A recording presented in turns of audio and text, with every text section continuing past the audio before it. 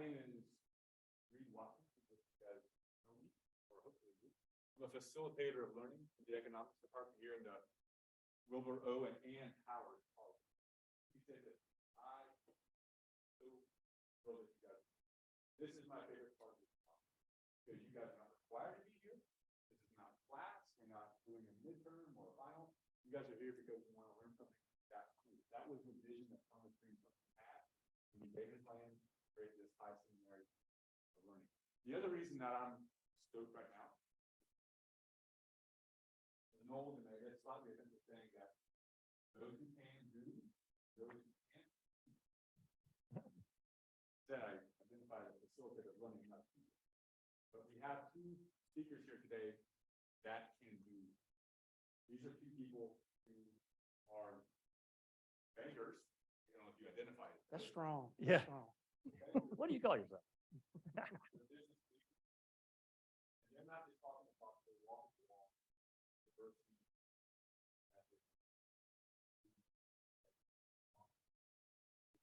I'm super excited. Everybody in the team together.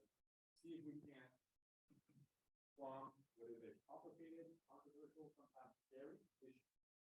How do we incorporate into business practice ethics, but also diversity, equity, and inclusion? That's the conversation we're going to have today. I want to say something that sounds a little bit cheesy, but I mean it. This is a safe place. If I may speak to my speakers and say, any question is fair game. If you don't understand something, if you don't know how to do something, I have some questions that I don't about inclusion, diversity. I don't know how to navigate some of these. This is a safe place. You can ask that question here. You won't be judged. You won't be canceled. You won't be shot down. Let me say one more thing. I'm grateful that you guys are here talking about this important conversation, this important topic. And I'm very grateful to Erwin, Dr. Hood, coming and speaking with us today. These guys are doing this because it's important, not because we're paying, not because they put on the resume, but because it's an important conversation. And it's important stuff. So you mean we're not getting paid? Yeah. Well, I turned it will- down. Hey, I turned it down. that's really interpreted things. Yeah. Diversity, equity, that's what regional vice president for the South Carolina, North Carolina, that person driving as well. Said, look, these guys are bankers, but they're incorporating ethics, they're incorporating diversity into their business practices. I'm going to sit down, shut up. These guys are going to talk for 45, 50 minutes, something like that, and then we're going to open it up to questions. Okay, so thank you guys for coming to the Tigers.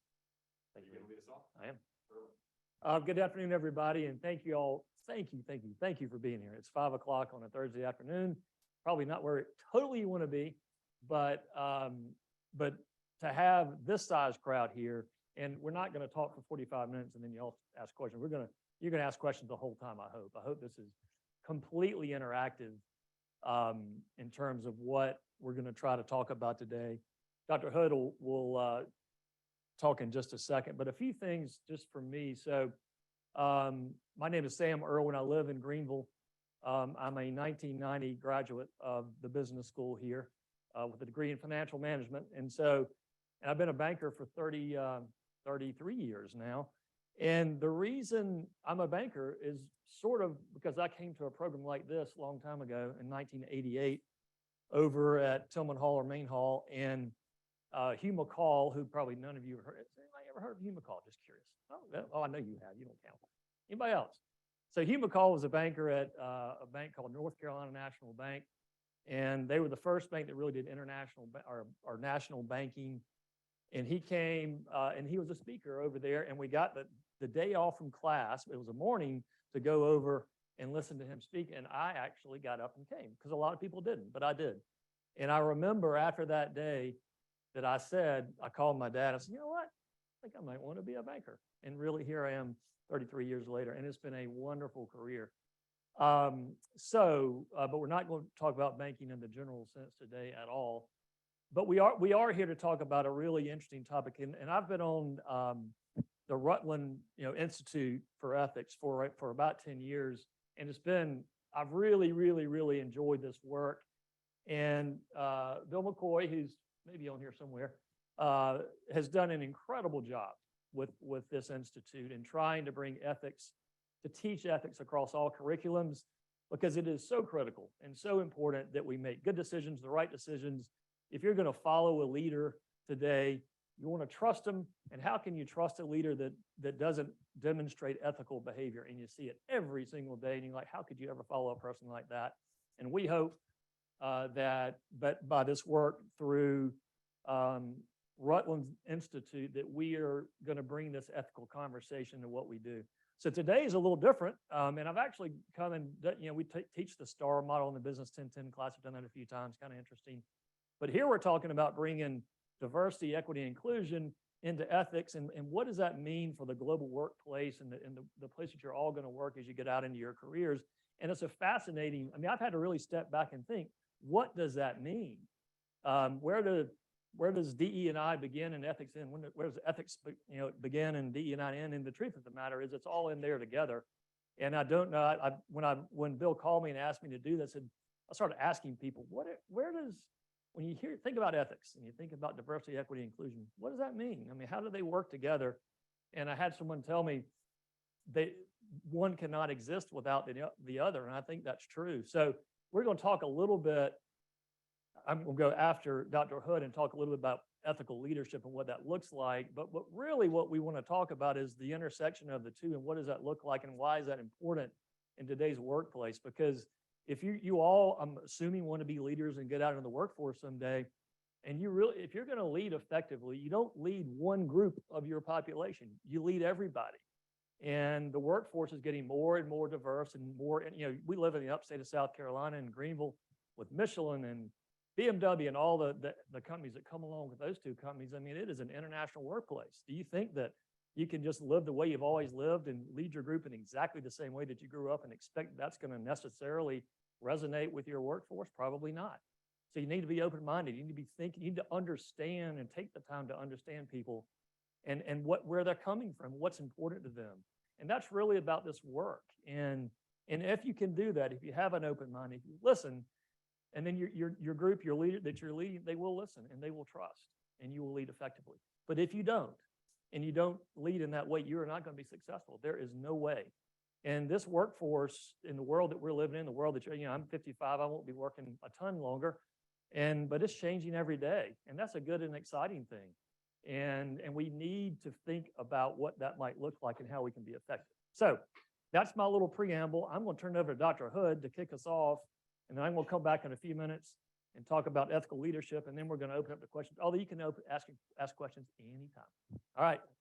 It's you. All right. Well, good evening. Good evening. Hey, he's a professor too, so y'all are in trouble.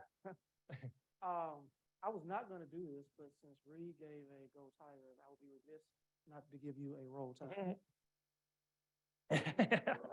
God bless Nick Saban. My name is Dr. Anthony C. Hood. I was born and raised in Birmingham, Alabama. Yes, I am an alum of Alabama. I'm still a little salty when y'all beat us several years ago, but I was impressed by your facility. This is my first time in the community of Clemson, first time on this campus. I'm really excited to spend time with you today. I have the pleasure of working at First Horizon Bank. I'm our Chief Diversity, Equity, and Inclusion Officer. This is my third year at the bank. Prior to working at First Horizon, I was a professor at the University of Alabama at Birmingham. My PhD is in entrepreneurship and strategic management, and I've been on faculty teaching primarily the capstone strategic management course, teaching courses in new venture creation, entrepreneurship, things like that. I was also the director of civic innovation for the university at UAB. And so that was a role that was primarily based on community engagement. How do we utilize the community as our classroom and make sure that we're taking our students and our faculty and moving them out of the classroom and actually into the Birmingham community to actually touch, feel, and engage in real world problems or real world opportunities that were happening in our community. So I really thrived. I really enjoyed doing that, taking my students on field trips. Who doesn't like a good field trip? To go out into the community, finding entrepreneurs that were dealing with real world issues around how do they start, grow, and scale their business. in that work, I found that one of the biggest challenges for entrepreneurs in starting, growing, and scaling their business was access to capital.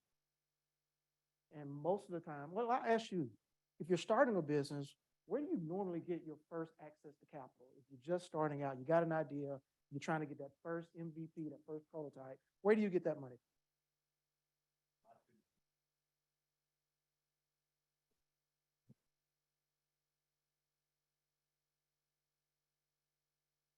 I wish I had 10 cards so I could call them. You look like you guys.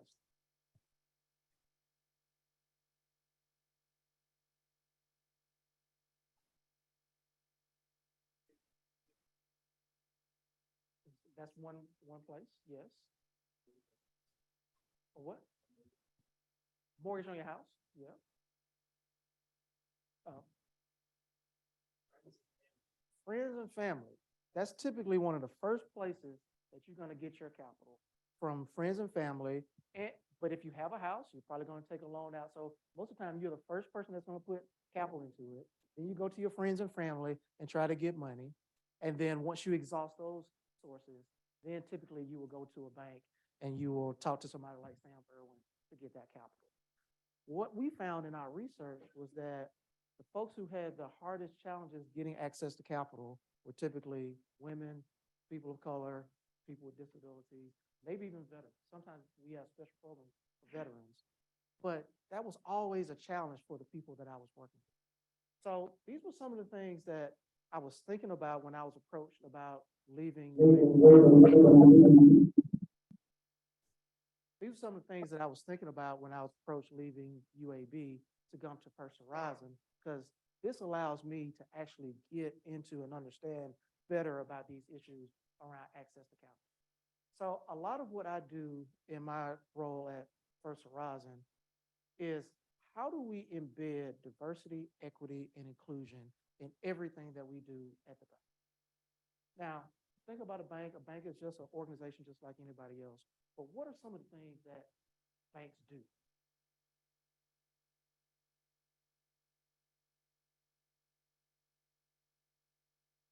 Yeah.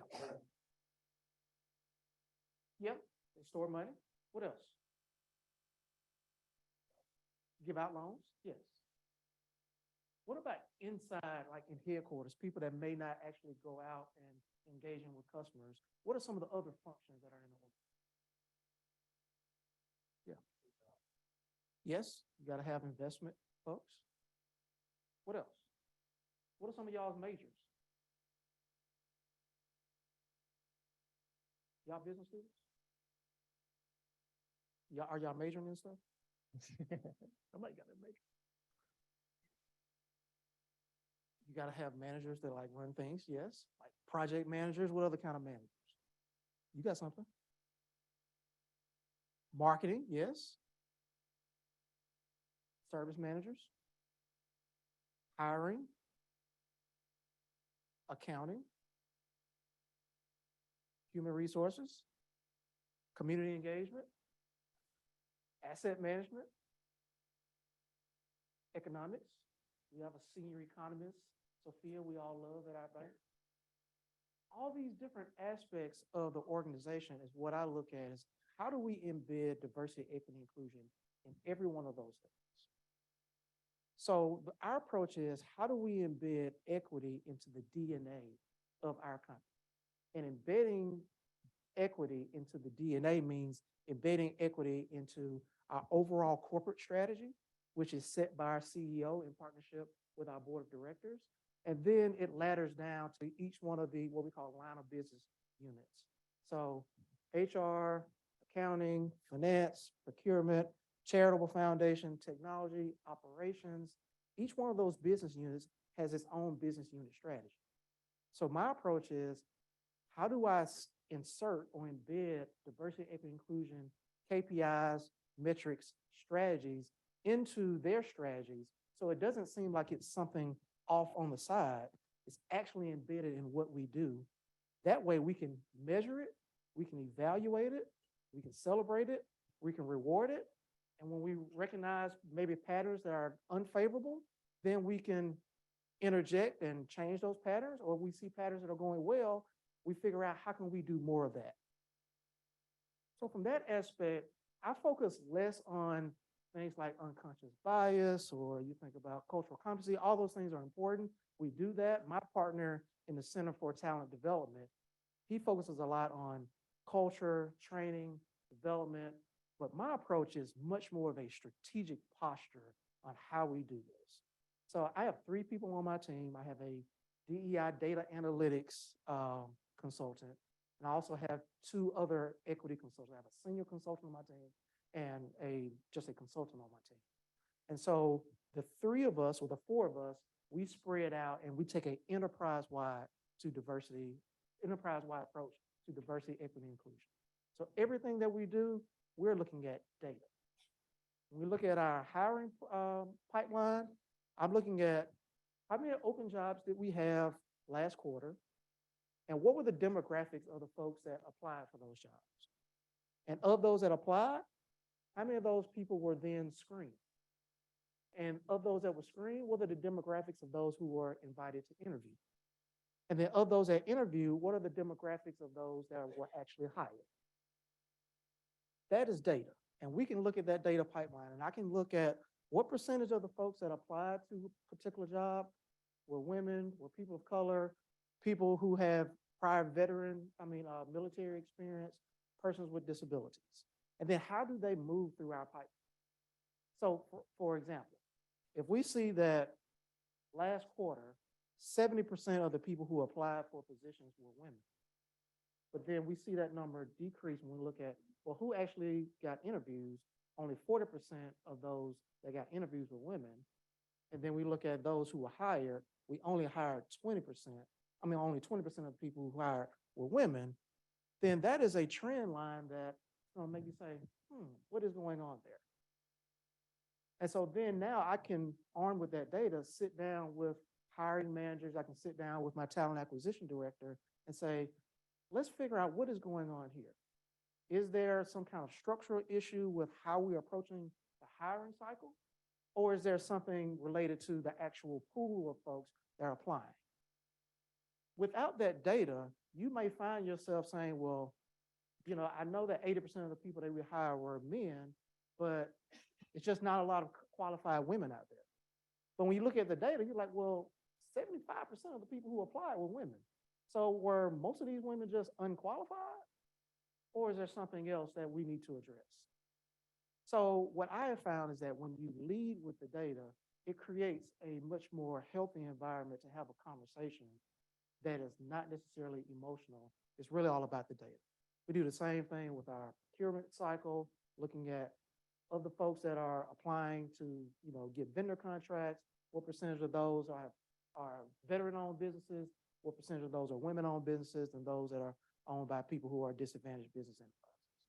So that is typically how I approach that. But then at the end of the day, we still have to embed this DEI into the DNA of the organization, which means it's in the people. So what we also have is a diversity, equity, inclusion council, which is a diverse cross-section of our 7,200 employees, where we have a nomination process. People can self-nominate or other people can nominate. And we're finding folks that are in HR, that's accounting, finance, charitable foundation, procurement, and all these people come and make up our diversity, equity, inclusion council. So we're diverse by expertise and function, but also we make sure that we have diversity in genders, race, abilities, things like that. We meet on a quarterly basis, and that DEI council helps to inform the strategies that we have. Those line of business leaders that are embedding DEI into their strategies, we invite them to present at our quarterly meetings, and they can talk about what progress they are making on advancing equity and inclusion in the organization. And now that council really kind of serves as a focus group to how we are continually making progress in diversity, equity, and inclusion. And then we also have employee resource groups. So we have employee resource groups. These are voluntary groups where people find some kind of common affiliation and they come together. We have a group that's focused on women. We have a group that's focused on LGBTQ. We have a group that's focused on military and veterans. We have a group that's focused on caregivers. Black associates, Hispanic associates, and AAPI associates. And so those are not isolated to those particular groups. We invite both people who identify with those groups, but also people who are allies or advocates for those groups to also be a part of them. And each one of our employee resource groups have executive sponsors. So that's important because we invite our senior executives to also kind of be sponsors of each one of our chapters because they can help bring resources, advice, guidance, and sponsorship to those groups. Yes.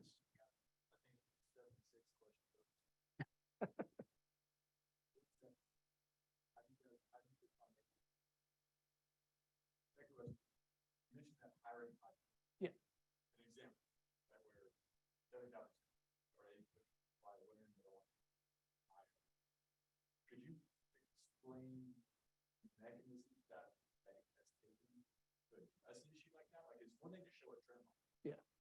It's another thing to take action to address what may be bias, so much cause.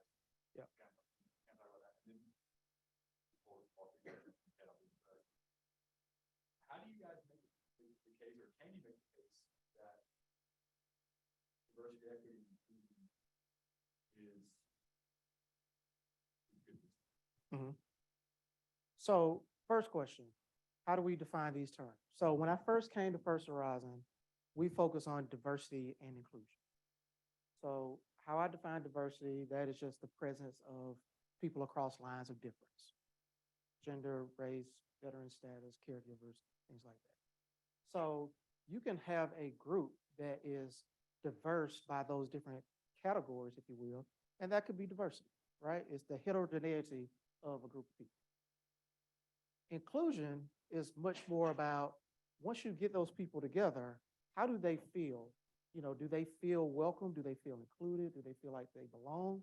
Do they feel like they can show up as their authentic self? Do they feel like this is an environment where I want to be, that I can thrive, an environment that is free from microaggressions, sabotage, conflict, things like that? So I think most organizations focus on those two things. Can we get a diverse cross-section of people together? And can we bring them together in such a way where they feel good about being with each other and they like coming to work? Because people who are happy at work will give you really good work product and output. And hopefully they will stay, okay? So that's the focus of most organizations. But for me, equity is really like a superpower that supercharges both of those things, because you can have a diverse group of people. They may generally like each other. They might go to football games together. They might hang out at each other's houses, but you may be making 30% more than she is. To me, that's an inequitable situation. And if you find out that she's making a lot more, but you typically have the same qualifications, you have the same tenure, you're doing the same job, what is explaining why one person is making, 2x more than somebody else? Or when I look at the pipeline and I'm saying, okay, well, we have inequitable, situations in our hiring pipeline. Or when I look at our annual employee satisfaction survey, and if you just look at a survey and you say, okay, people responded to this question, is this a great place to work? And on average, 85% of everybody in the company said it's a great place to work. You could just leave it right there, but an equity lens would say, let me break that down by these different categories. And what you might find is men may feel that they may respond to that question at a favorable 92% rate. Women may respond at 68%. And the average of those may be 85%. So that is in a situation where you have an inequity.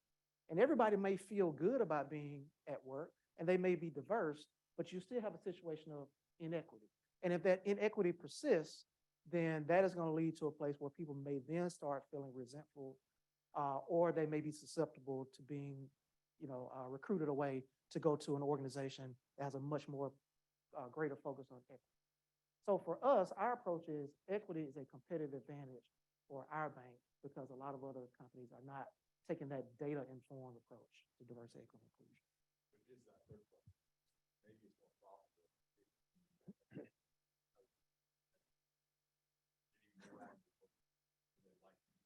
Yeah. You said it. You know, so when we think about the bottom line, when we talk about ethics, ethics is typically like the moral case for why we're doing something. The moral case is it's the right thing to do, and this is what Sam is going to be talking about. But there's a moral case and there's a business case, and it's not an either or. And so the approach that we take, and I think organizations that are having a best practice of DEI are both trying to solve for the moral case and the business case. Yes, it's the right thing to do, but if we do the right thing, it's going to drive more top line revenue, which means we should get more sales volume. We should expand access to, our products and services to a much more broader section of the market. And we should retain our customers more if we have a diverse, equitable, inclusive environment. But also, not only are you driving more top line revenue, you should be driving your costs down, because in an equitable environment, people not only will stay longer, tenure-wise, they will stay at work longer, and they will give you more work output. So now your organization is much more optimized, it's much more efficient, and it's just a great place to work. And so if you can expand your revenues and you can reduce your expenses, the difference in that is your profit margin. So that's the business case, but then you also have the moral or the ethical case. I was just gonna say one thing, I'm not gonna take it over you. No, go ahead. But on the business case, I mean, because a lot of what, as we talk through all this, I didn't mean for you to sit down. You have some more to get. But you think about through all this, you say, why? Why is this important? Why is it important that our bank hired Dr. Hood? What does it matter? And we're hitting on that, and you answered you're starting to understand the why, but really there's another component of this. It's called making good decisions. And if you surround yourself with people who look just like you and think just like you, you are not going to make good decisions over the long term. You're making decisions for a very broad group of people, your clients, your employee base. And if everybody that's sitting in that executive room all looks just like you, has your exact same background, I promise you, you're going to miss things. Promise you. And so a big part in my mind, in addition to what has already been said, which is perfect, is that when you build your company in this way, you make better decisions. Because if I look at something, we all look at things based on our own lens. That's just our background. That's how we came up. That is not the world. And if you think you can make good decisions on your own intuition, surrounded by people who say yes to you and look just like you, you will make mistakes. You will make a lot of mistakes. And then you'll say, how did I miss that? Well, you missed it because you didn't have the people around you who thought differently from you, who look differently from you, who come from a different place and understand things that you do not understand. And so, you try, and one thing we'll talk about from an ethical leadership, you really do try to walk in everyone's shoes, but it's hard sometimes. And sometimes I need somebody to tell me, you really missed that. And I'm like, and then of course I always like, oh man, I really did miss that.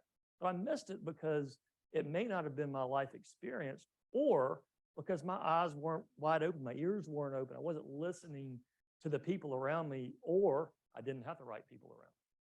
And that is really, and you think about decisions being made today, and if you wonder how they're made, a lot of times those, and you hear about having yes people, yes men, yes women around you that as a leader, they just, you hire people that tell you yes. I mean, that has been certainly, that is human nature. It is a bad place to be. And I've worked for two banks. I've run two banks that one in particular where the guy before me just surrounded himself with people who looked a lot like him, and they all listened to him and they were scared of him and they wouldn't challenge him. And things went way awry and they wouldn't challenge him, and he didn't know enough. He didn't care enough. He didn't care what they thought, number one. He didn't care enough to even listen, but also he had surrounded himself by people who would not challenge him. And so, diversity is a lot of things, and it's also diversity of thought. Everybody's different, but you do a much better job of getting that around the table if you're looking at a group as you make your decisions and you're surrounded by people who are not like you. And so you can, you hear all this. I'm so sick of hearing about the news on the negativity of DE&I. It's about making good decisions, y'all. It's not about some political correctness. It's not about, doing the right thing, it is. But really, if you just want to be just from business, it's about making good decisions. And you surround yourself with people who don't look like you and don't think like you will make better decisions. So that's a big component to me about, if you want to talk about the bottom line, that's a big one. We don't want to make bad decisions. So let's think about how we can make better decisions. And a big part of that is surrounding ourselves by people who don't look like us. So anyway, that was my add-on. Yes, sir.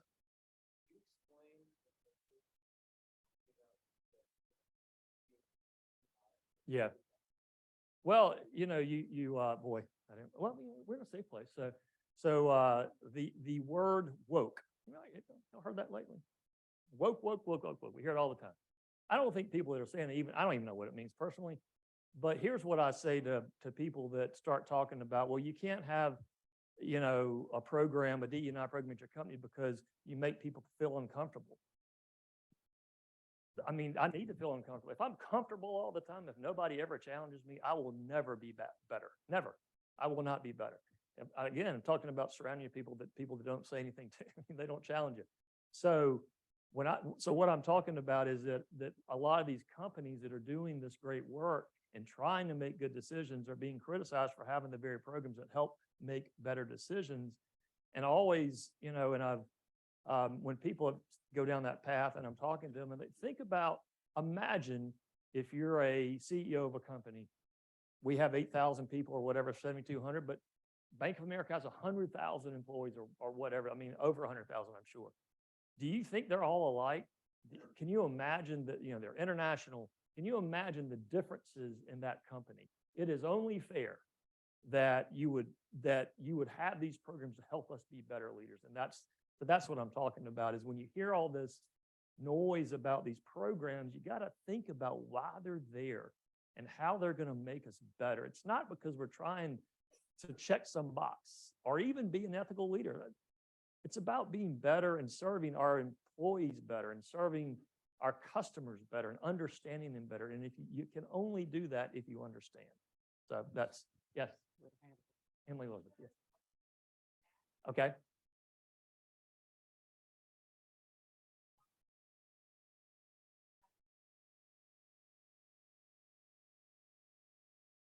What was the last? If there is one, what's the balance between you? I want you take that one first. Yeah, I think oftentimes there's this false dichotomy that in order to get a diverse candidate pool, you have to lower your standards or lower the qualifications for a job. And that's just not true. So I don't know, I think I would probably just kind of push back on just the framing of the question, because I think oftentimes that's where we are. You don't have to lower standards or qualifications in order to get a diverse candidate pool. Sometimes you just have to be more diverse in your sourcing.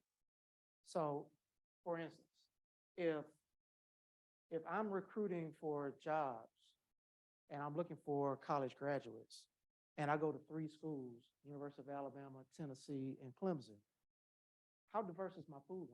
It may be diverse, but what if I went to Clemson, Morehouse, and Spelman?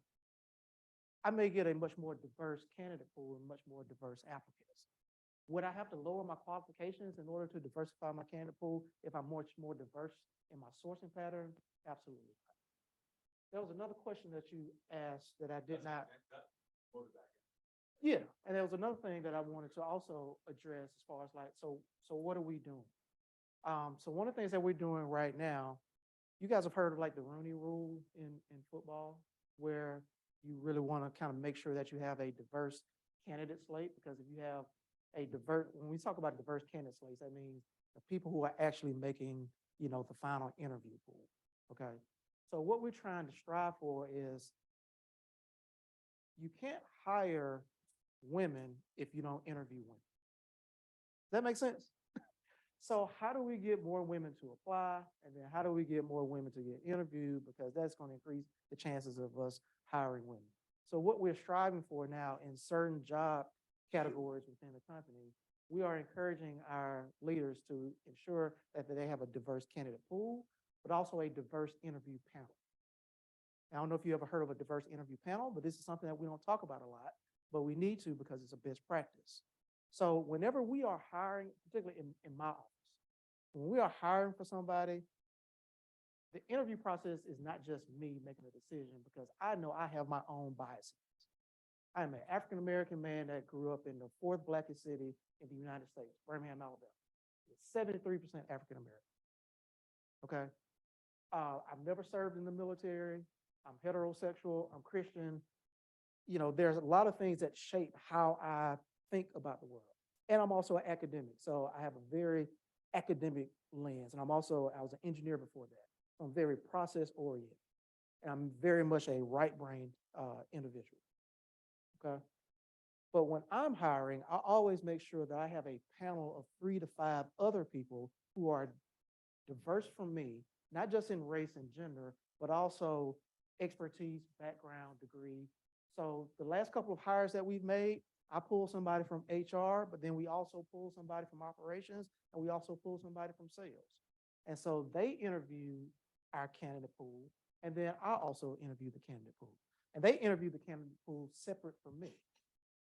So we had a diverse slate of people that we interviewed, and they were interviewed by a diverse interview panel.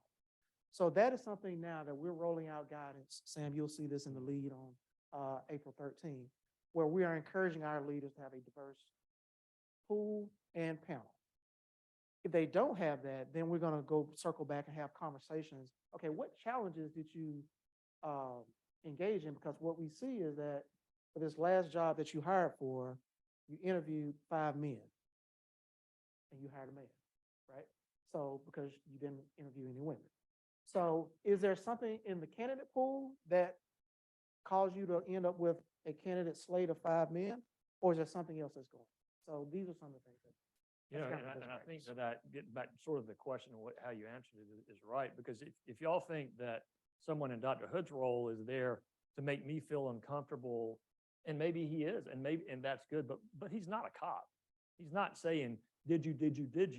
He's saying, you will make better decisions if you have a bigger pool and a more diverse pool. That's what I'm asking you to do. That's a best practice. What I'm asking you to do as a leader who's hiring a lot of different people. Do you have a diverse pool? And if you do, and he's not saying you should have chosen person A over person B. That's not his role. His role is to, are we exhibiting, and I think a great, from a college interview process, I mean, you've got to broaden your pool. If you're gonna, because we do need, a big part of banking too, y'all, is do we reflect our client base, which is the world? I mean, we can't, again, people like to see people that look like them and interact with them. I mean, that's sort of natural. And so we need to make sure that's available. And that's a big part of this, is not a check mark. It's not a rule. It's a best practice. It's how do we build this type of, and I love how you put, I mean, we're trying to interject DE&I into everything we do, into our DNA. This is who we are, what we do. Not because somebody told me to do it, not because it's the right thing to do. It's because it helps us be better at what we do, and all those things fall into place. And I just think that's really important, and that is how we do it. Try to do it.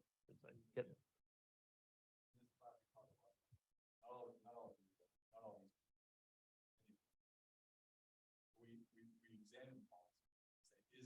Say, is policy make sense? In our little kind of micro universe here in the class, would we have the same policy that the United States has?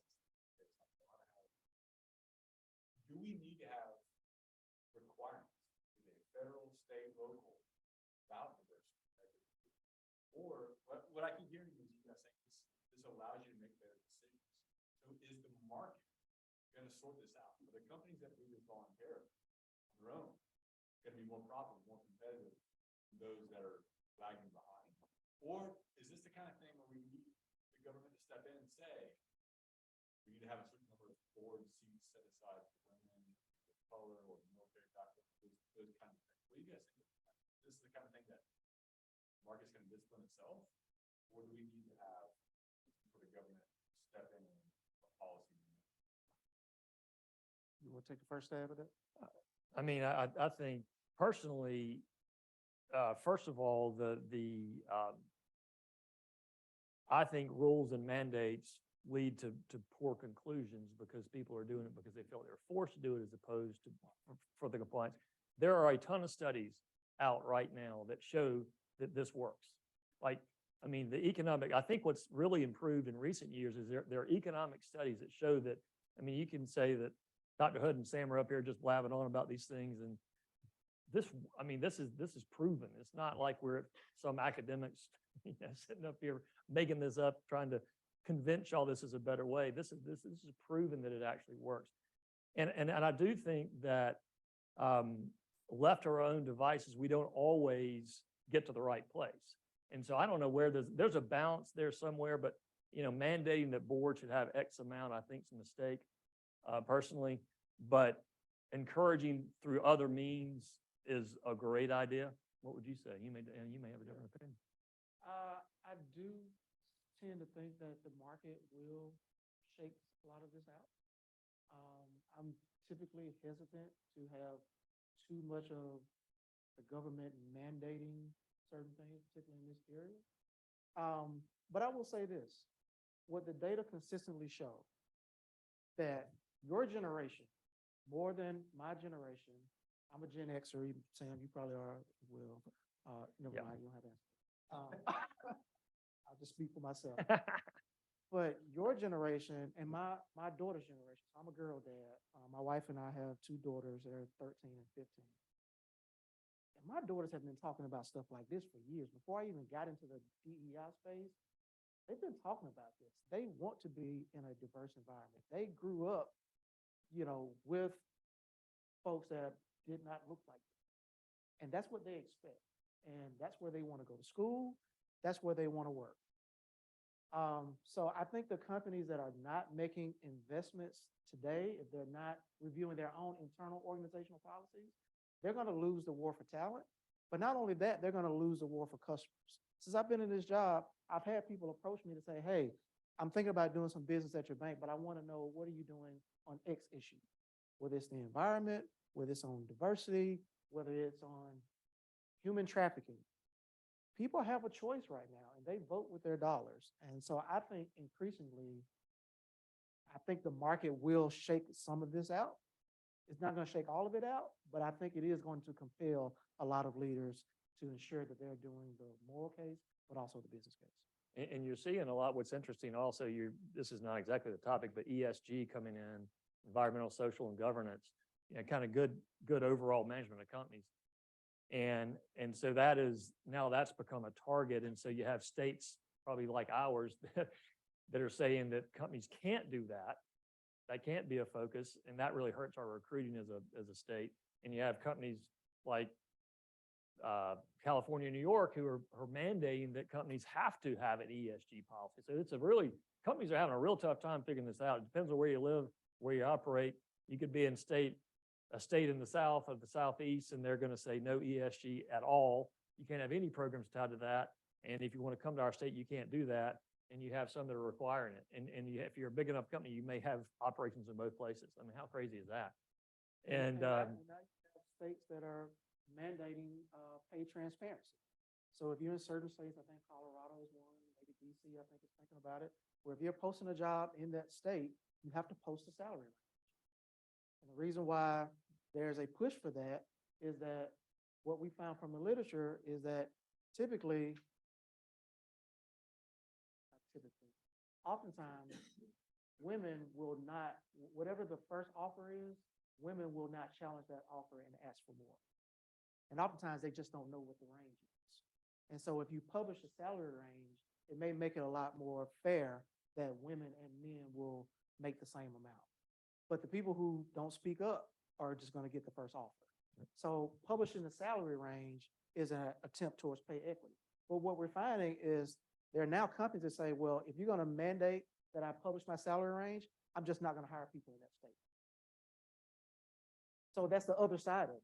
And so I don't know if that's a winning strategy for companies to say, well, you know what, we don't want to be transparent about our pay, but we just won't hire people in that state. I don't know how that's going to shake out. So that's where you have this conflict between government mandates and then the market.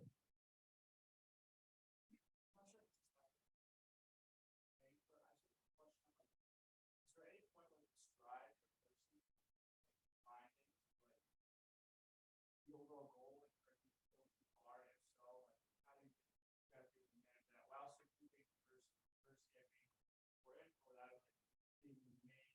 You understand what I'm trying to say? Yeah.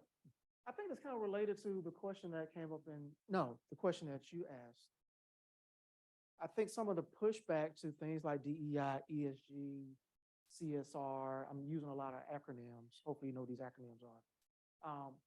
But the push on these things is that people feel like it's a distraction from what we're supposed to be here, and that is being really good capitalists and making money.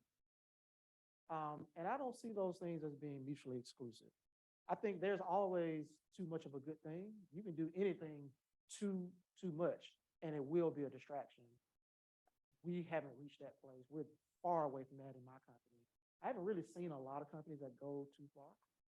But sometimes that's just opinion. I mean, I don't want to get into this debate, but you see what's going on with Florida and Disney and stuff like that. And so you got this, conflict between the Disney organization and, the government. And so I don't know. I don't think Disney went too far, but maybe they did. In some people's eyes, they were going too far. And so it distracted them from what they're supposed to be doing is creating a magical experience for all of their customers. We operate in 12 states. Yep. All the horror stories how do you guys design push your way, make some of your program of action to succeed? Yeah. I mean, ours is succeeding. So I can just tell you about what we're doing. We just create a welcoming environment for everybody. You can find your group that if you want to select into, or if you find another group that we got some people. So we got on our intranet, you can go in and sign up for any of our employee resource groups. There are a lot of people sign up for all of them.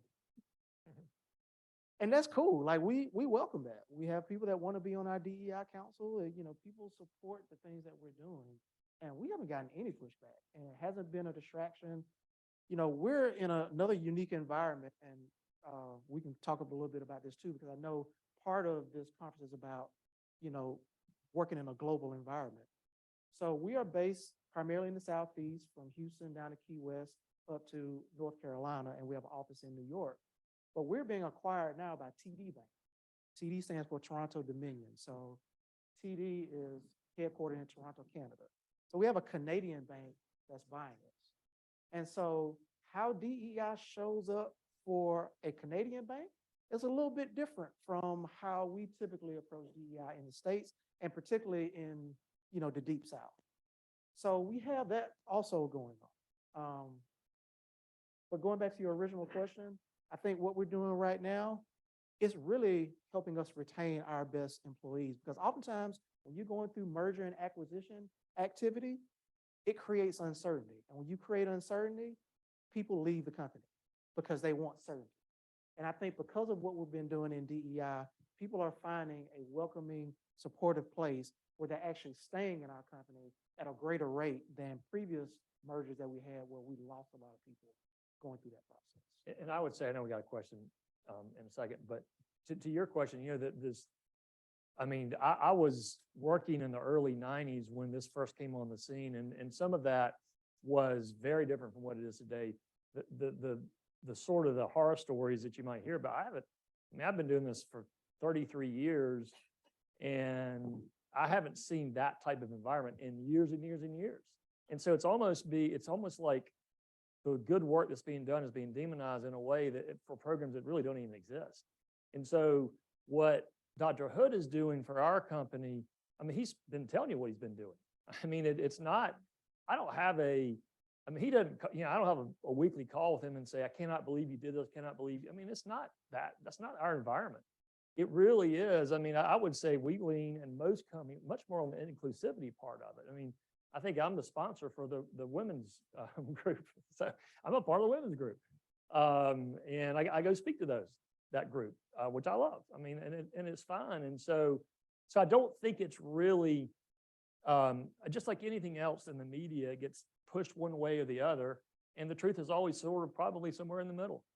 But again, we've got to think about, there's, there are a lot of really good, again, business reasons why all this work is not only, I mean, you can call it right, but it's also really important if you want to be successful.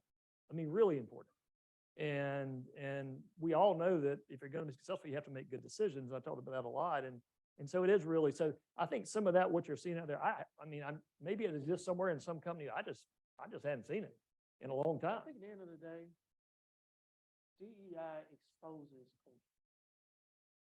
If you already had a toxic culture and then you start doing DEI work, it just really exposes the fact that you already had a toxic culture. I think if you have a good culture, DEI really accentuates the fact that we have a good culture and people treat everybody right. And so I think the horror stories that you see, you know, DEI is really a lagging indicator of what was already going on. I'll give you case in point. A year or so ago, we had employees said, "Hey, Dr. Hood, I'd like to use pronouns in my signature line. Can we do that?" I was like, I don't know if we can do that. We're a bank, and so we're kind of like, you know, policy and compliance is important to us. So we went to our corporate communications folks and said, "Hey, is it okay if our employees put pronouns in their signature line?" And he's like, "Yes, but we just can't have it be the wild, wild west where people are doing all this kind of stuff. So we just create a best practices guide for if you'd like to put pronouns in your email signature line, these are the standards for how you do it." So when we first started talking about it, we had a couple people like, "Are you going to make me do pronouns?" Like, no, nobody's going to make you do anything. If you'd like to use pronouns, you can. If you don't have to. And guess what? We rolled it out and there was no horror story. And so those who wanted to use it felt welcome and approved, and those who didn't want to do it, it was fine. So that's kind of the approach that we take. We don't mandate things. We haven't mandated people go through unconscious bias training. We make it available. You want to go through it? Fine. If you don't want to go through it, that's fine. You see horror stories when companies force you to do it, and then you get this backlash. So I think it's all about the approach and the execution. Yep.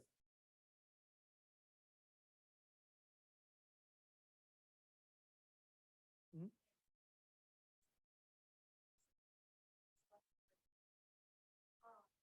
And so we noticed on like discrepancy and the trends of like, you know, this amount of people got into the interviews and this amount of people got passing interviews. And you have that diverse interviewing panel, but you're still kind of seeing some following and trends. Like, what are some ways that you would like to approach that issue? Yeah. So one of the first things that we do is show the leader the data. And it's not just like one leader that is making the decisions right here. Like, Sam, how many people report to you? Report to me? Under your whole. 400. All right, so Sam may not have line of sight on everybody that's being hired. I mean, you know, ultimately he will, but he may not see every decision that's being made. But what I can do is I can take the whole of that data of everybody that's been hired over a period of time, whether it's a month, a quarter, or a year. I can present that data to Sam, like, "Sam, this is what we're saying." What we're finding is that a lot of times leaders don't even realize that this is happening. So without the data, you don't even know that there may be an issue.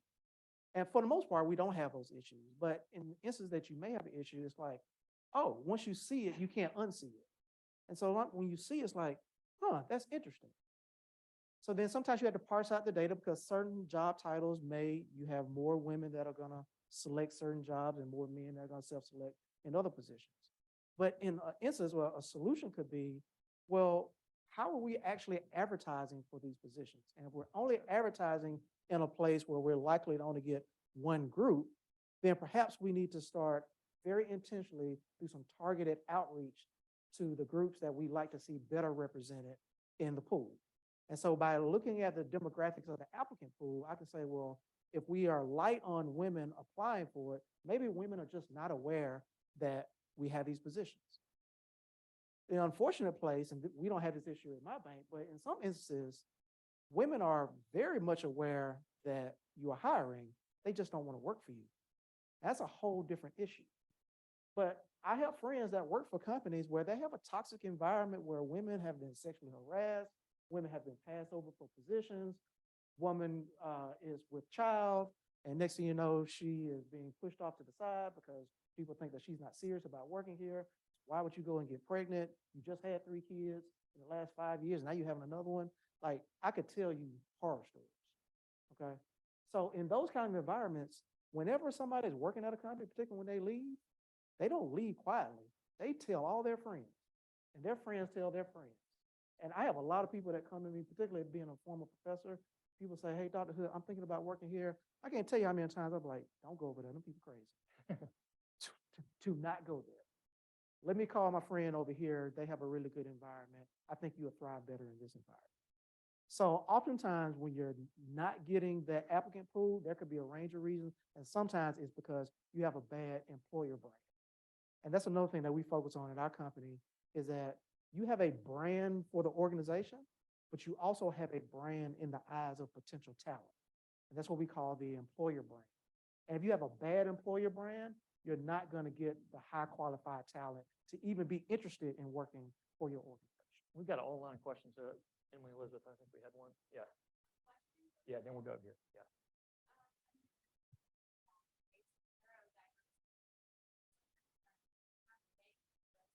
Absolutely. So one of our, I'm glad you mentioned that. I left that one out. So one of our employee resource group is called NDA, Neurodiversity Awareness, NDA. So that group is focused on our associates that may have what we call invisible disabilities. So invisible disabilities. So we have associates at our organization that are colorblind. So they'll look up on the screen and I can see blue, red. They don't actually see the colors kind of go together. Or folks that may have autism or be on the autism spectrum. Folks that are struggling with PTSD, ADHD. Like a lot of those things are welcome in this group for NDA, as well as anybody's welcome. But that is a focus that we're now trying to highlight in our organization. And with that group, it's about accessibility. How do we create an environment that is accessible to those associates that may not process the world in a way that I, who am very well able-bodied, I have 20/20 vision, you know, I'm able to navigate my space, both the physical space as well as the online space. Because again, I'm based in Birmingham, but all of my associates are in different states. One of my associates is in Little Rock, another one's in Nashville, another one's in Memphis. 90% of our interactions is through WebEx. But that creates challenges for those that may be neurodiverse. And so how do we heighten that and make sure that we're doing closed captioning, making sure that if there's a microphone available, you use a microphone? You know, that's another thing that I really want to impress upon you guys. You know, we take pride in, I don't need a microphone, I can speak loud. No, if there's a microphone available, use the microphone, because we have associates at our company, they have hearing loss. And sometimes they have hearing loss because they serve admirably in our military and they came back with hearing loss. So it doesn't matter how loud you speak, they really need you to speak into that microphone so it comes through the speakers. So that is part of the focus for those that are in the neurodiverse community. Great question.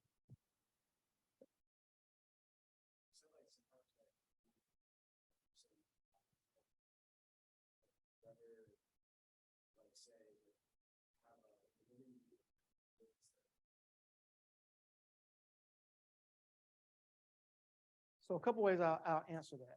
One, I'm always careful not to do what we call performative DEI or DEI theater.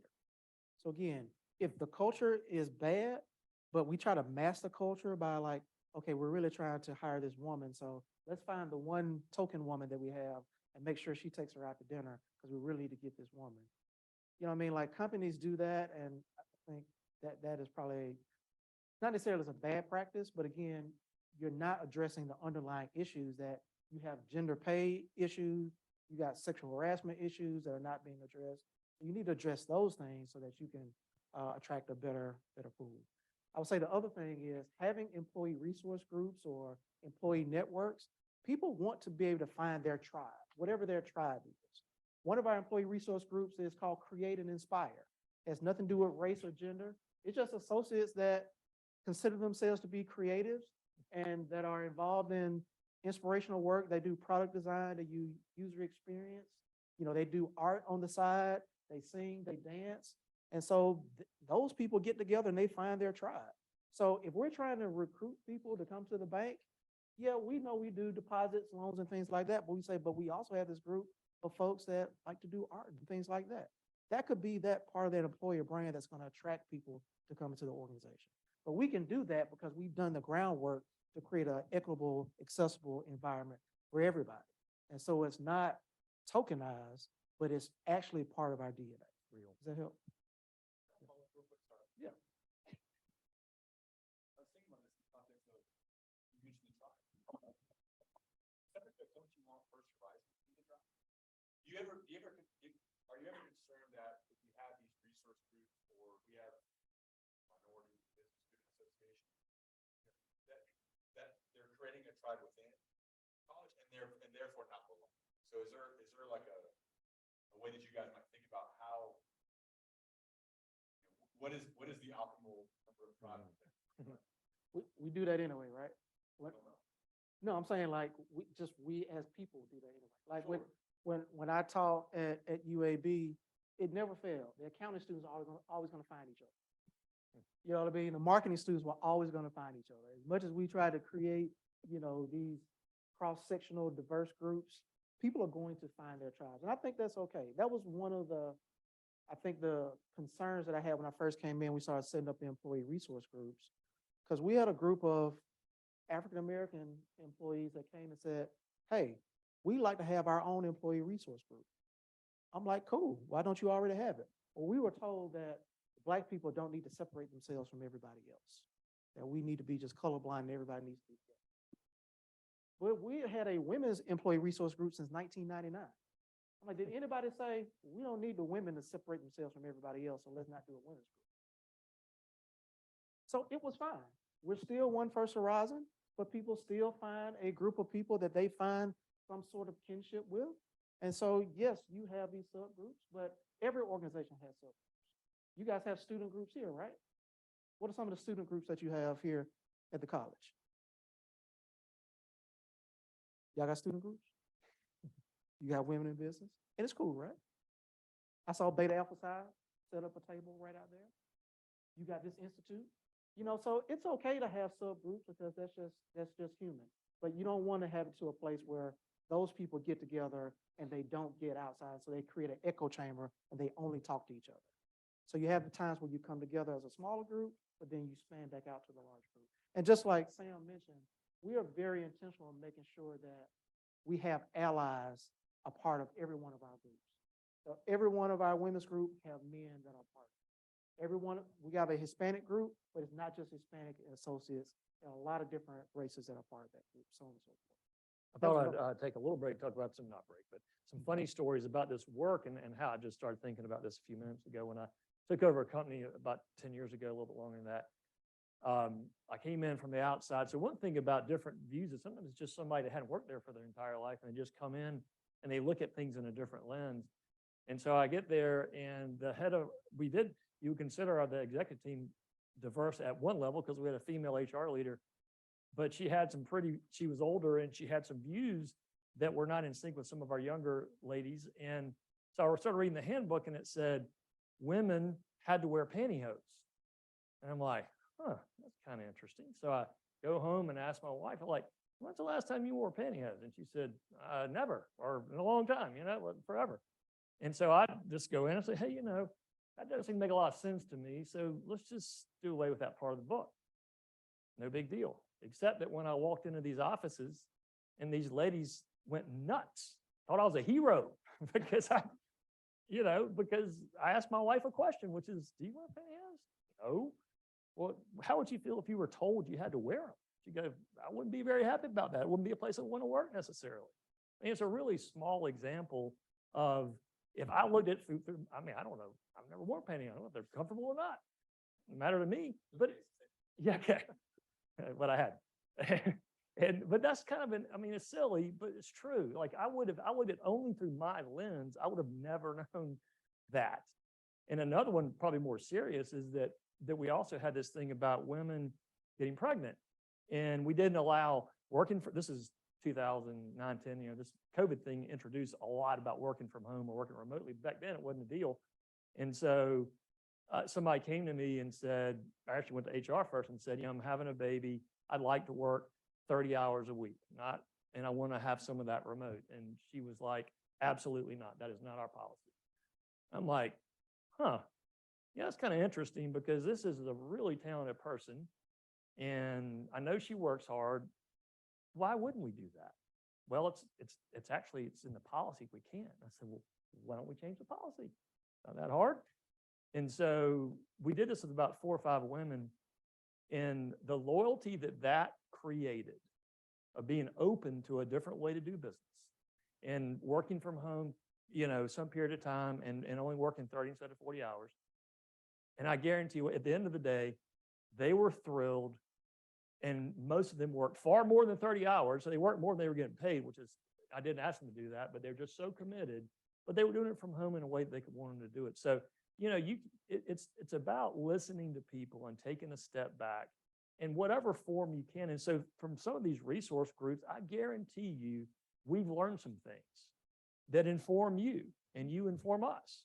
And so, it's a good question about the tribe, but really what you want your employee base, you want them to be comfortable and you want them to enjoy coming to work and being with the people that they work with, and you want them to feel like they're heard. And sometimes I can stand in front of a group all day long and say, please tell me what you're thinking. And guess what? They just sit there and look at me. But if they have a resource group and they're having a conversation and it may come up and then it comes around, and it's okay. If it comes to me from the other side, said, you said this in a meeting, or you're not doing this. Have you thought about doing this? Like, wow, it's okay. So again, I can't stress enough, at least in the way that I look at it, that this is all about making good decisions. It's about being a better company. It is about ethical leadership and doing the right thing, but really it's about being better. And how do we be better? And how do we serve our clients better? And how do we serve our team, our employees better? And how do we create an environment where they want to be? And if they want to be there, they will work hard, they will take care of our clients, and we will all win. And we don't need to worry about, but if we do not create some of this, a safe place, a safe place where these conversations are okay, then we're not going to have that. And that's what the incredible value of a role like Dr. Hood, because he does see things differently. And he does challenge us. And he didn't come from bank. I see you're not a banker, you are a banker, but you work for a bank. But he didn't come from my world. He didn't work in bank for 33 years. And just that alone makes me look at the world in a certain way. Well, he doesn't. And he challenges me, and that's okay. And I think the other thing about, you don't want to make me feel uncomfortable. I get a little tired of that thing too, about we don't want to make people uncomfortable. Well, guess what? Sometimes you're not going to get better if you're not uncomfortable. If you don't like to speak in front of a group, stand up and speak in front of a group, you'll get better at it. We need to be better. And I think a lot of this work makes it, well, I know it makes us better. So I think it's yeah. Yeah. Yeah. I saw a hand up over here. Yep. Oh, okay. She hadn't spoke up. Yeah.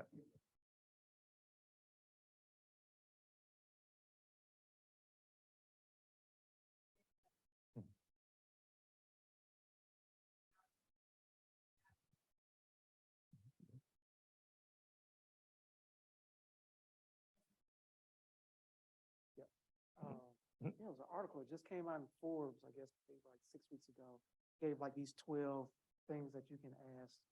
Some of the things are, do you have a chief diversity officer? Because I wake up every day thinking about this, and the 3 people on my team think about this all day, every day. A lot of organizations, they don't even have they don't have the one full-time employee. They have an employee that does this part-time, but then they do something else.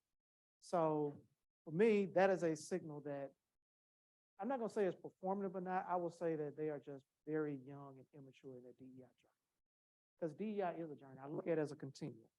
And everybody has to start somewhere, right? And a lot of organizations started their DEI journey in earnest after the death of George Floyd, the summer of 2020. And that's when you saw a lot of these chief diversity officer roles being created. But they created them and then did not provide resources for them to have staff, to have a budget, and they have no authority. They don't report to the CEO. They don't control evaluations. They really don't control anything. So those people end up being figureheads, and they spend most of their time sitting on panels, speaking, or doing a Women's History Month program and things like that. That's performative. When you're just doing things to make people feel good, but not actually addressing policy, that's performance. So any question that you can get at to pull back the layers on, what exactly are you doing? Do you actually have public commitments and key performance indicators to measure actual progress on DEI? Then that's an indication that they're just very young in their DEI journey. And if you're young in your DEI journey, you will probably inadvertently do performative DEI behavior. Somewhere over here, yeah.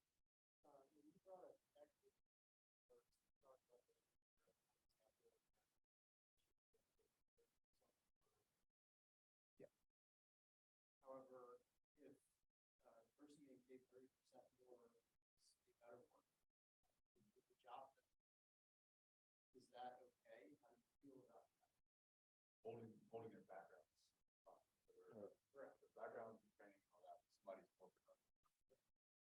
Yeah, I mean, I work my butt off, so I want to get paid more, so my reward should match my effort. But if the other person who's making less and is giving less effort, then the leader has to understand, why is this person giving less effort? And so this shirt that I have on, Elevating Equity, this is one of our core values of First Horizon. So Elevating Equity says there are two ways to get to an equitable situation. If you have an inequity, one person is giving this effort, one person is not giving this effort. There are two ways to get equity. You can reduce the effort of this person and bring them down to this level, or you can increase this person.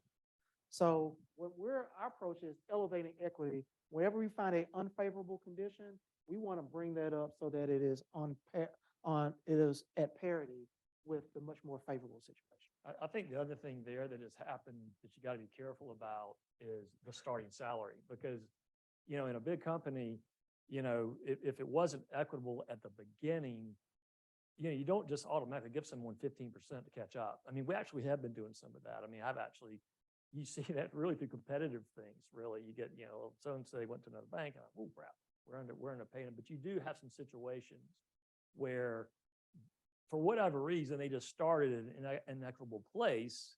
May not have been anything. I mean, but and so they've just been moving up this way, doing an equal amount of work. And as the market conditions change, they're just underpaid.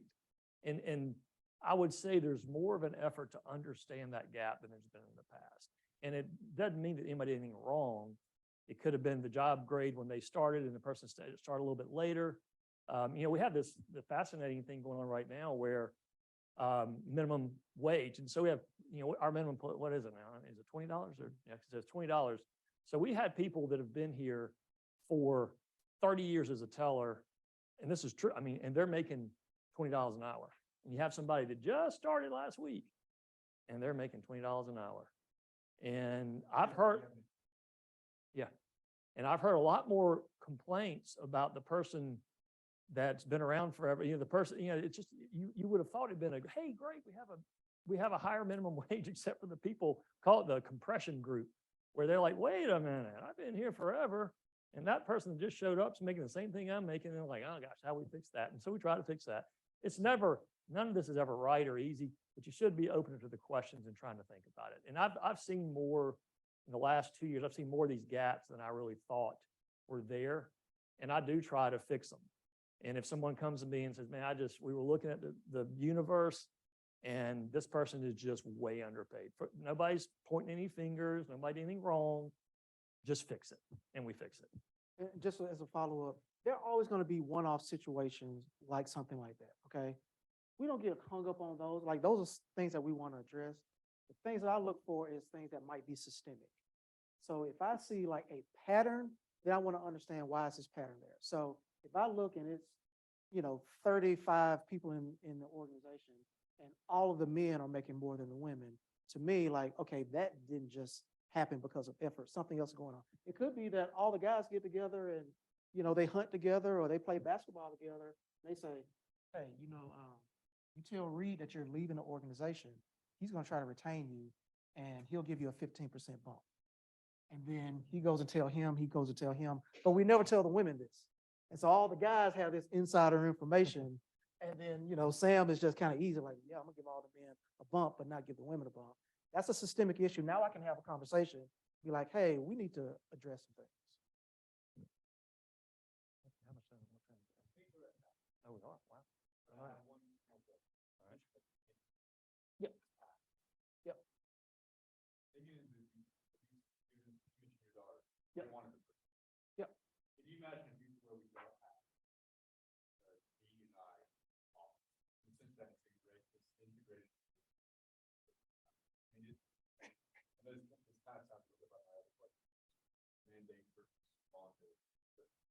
take it to the future, are there measures of success or accomplishment that you could describe? I can imagine going through this kind of, because we're doing it, we don't have it. But I don't, does that resonate? No, Is that realistic? no, I think you gotta think about the breadth of all that we do in a really mature off the D. And I won't say that ours is mature, because we're still on our continuum. But as you get to maturity, like the breadth of the things that you do is way more than just the compliance. I think you get to a place where you work your way out of compliance because it's in our DNA. But somebody still has to facilitate the DEI council, make sure we're making really good decisions and we're engaging our communities and things like that. Somebody still has to own that and accelerate that. All right. Well, I know we're not gonna accomplish everything, answer every question in 79 minutes, but I gotta, give you guys a round of applause because that was fun. Thank you. Thank y'all for the good questions. It makes it a heck of a lot easier if you ask Yeah, questions. Really appreciate your Let me engagement. tell ya.